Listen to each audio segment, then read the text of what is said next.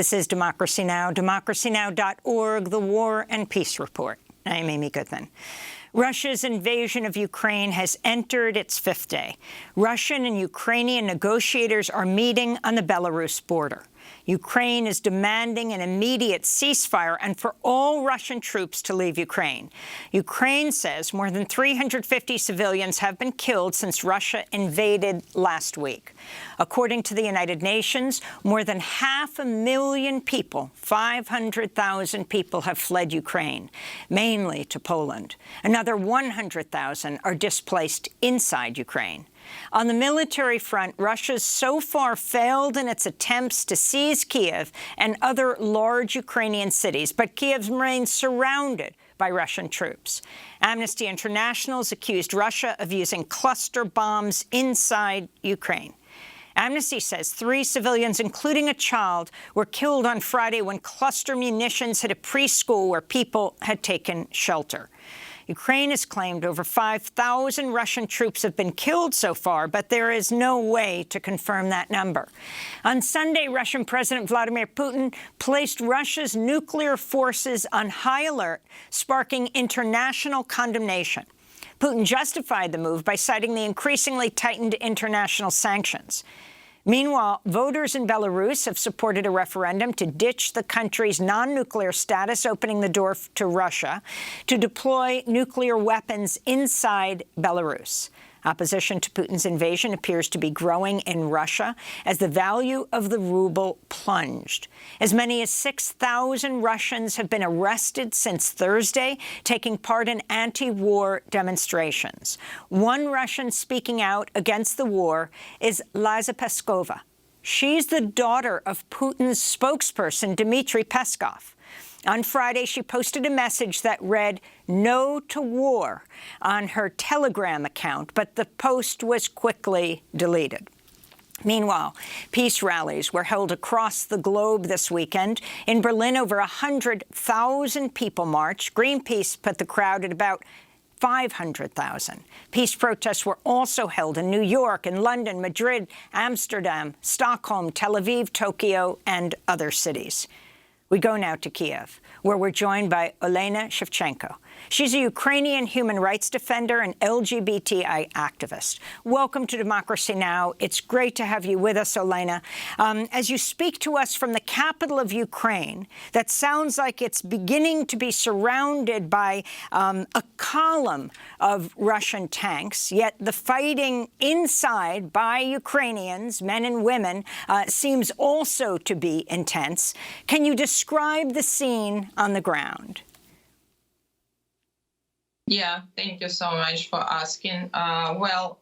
It's almost true. Like, yes, we feel like we are surrounded by Russian troops in Kyiv. I'm in Kyiv now, almost in the center of Kyiv, and I had the possibility to walk around just a few hours ago. So what I saw, that's a huge mobilization inside the city. So everybody's there. I mean, people on the streets, women, men, who are ready to fight, who are ready to surround Russians and to stop them on the streets. Because, you know, what is the impact of this aggression of Putin on the Ukraine? It seems like it unites us even more than it was before. Like, everybody is trying to support each other, like sharing food, sharing everything they have.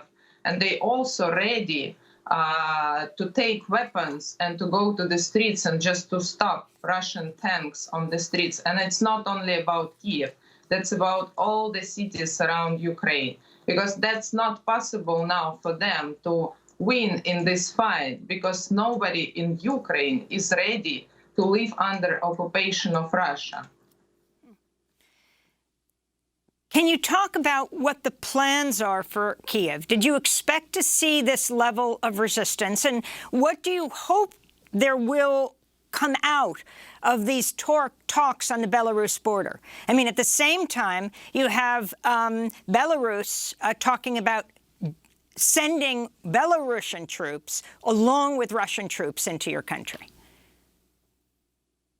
Yes, of course, they are trying to threaten Ukrainians. And everybody, I think, in the world understand that this is not the equal forces. I mean, Russians and Ukrainians, and now also Belarusians. Of course, everybody is scared around the world as well. That's why we don't have, any direct support from the world, because everybody understands that Putin has this button and the nuclear weapon is ready. We all hear this information. So this is a very important moment, I guess, in the world history. So basically, what will be next will show what kind of future we all will have in the nearest times. Because, this threat from Russia, from Putin, not all Russia, we all know that many people in Russia against that. But it seems like this is geopolitical fight, and Ukraine, unfortunately, in the center of that. Because if it will be a threat of the nuclear weapon to be used, it will be the third world war, and everybody understands that. So this is why we all hope that something will be decided today. But Ukraine is not ready to go to those ultimatums, which is Putin, announced before. So we are not ready to be like he seen us. We are ready to be independent country like we are. And we are not ready to be occupied or whatever he wants. Olena, what does the anti-war protests around the world mean to you? These massive protests in Berlin. In Russia, the reports are 6,000 anti-war protesters have been arrested. You have the daughter of Putin's spokesperson, Liza Peskova, posting on her Telegram account, "No to war," and then it's quickly removed. What does this mean to you? It just showed us that, of course, many people in the world, and even many people in Russia, is openly against this war, this aggression, and against this Putin's, everything, like against him as a president of Russia.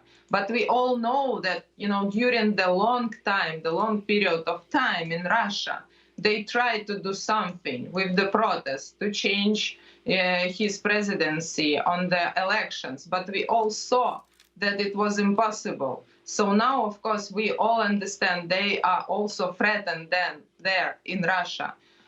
But it's nothing, believe me. I mean, to be beaten or to be taken to the jail for the protests, it's nothing if you will compare it with this bombing every hour, like in Kyiv now. We all live in this situation with humanitarian crisis. We all live on this line between life and death. So it's nothing if you compare it to that kind of life. We even don't know if it will be the bombing tomorrow with the nuclear weapon.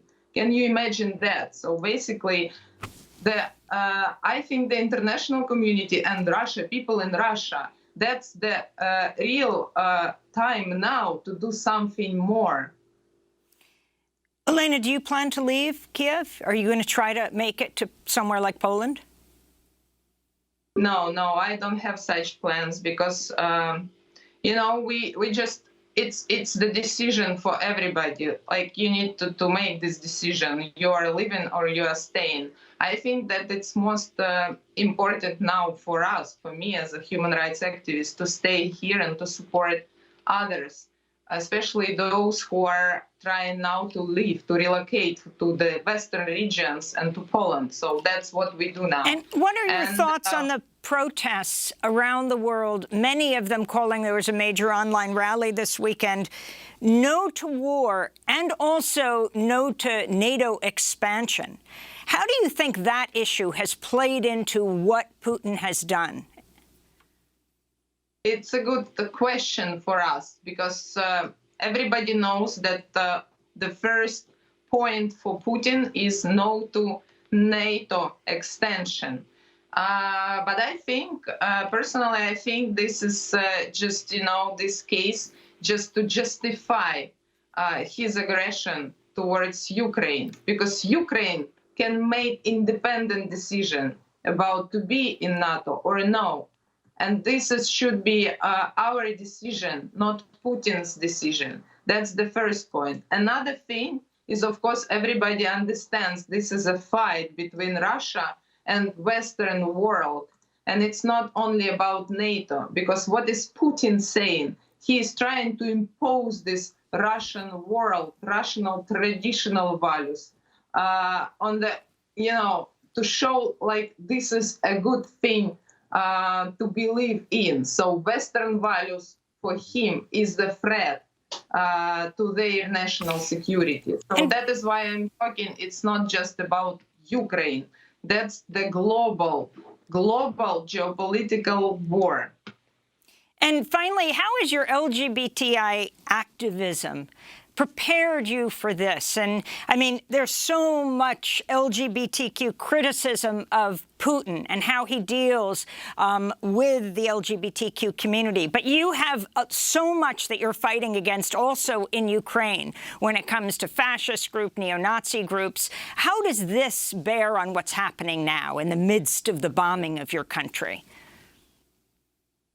Well, talking about LGBTQI activists, of course, we understand, like, we will be the first targets for the Russian regime, because that's what's happening. That's what happened in Russia. That's what's happened during occupation of the Donbass. Then we had a number of those who escaped from those regions because people said they were hunted for the LGBTQI people in those regions. Why? Well, because like in Putin's doctrine, in his idea of the Russian world, there is no place to marginalized communities. There is no place to others. So basically, of course, we will be the first targets. That's why we are thinking about how we can help people to cross the border now, for those who decided to leave already. And we basically don't know what will happen with us afterwards or during this crisis or during the occupation. Nobody knows. But we are trying to make our best to survive and to fight more, because like this is a decision. This is the personal decision, to live or to stay and to fight. Olena Shevchenko, I want to thank you so much for being with us, Ukrainian human rights defender, LGBTQI activist, joining us from Ukraine's capital, from Kyiv.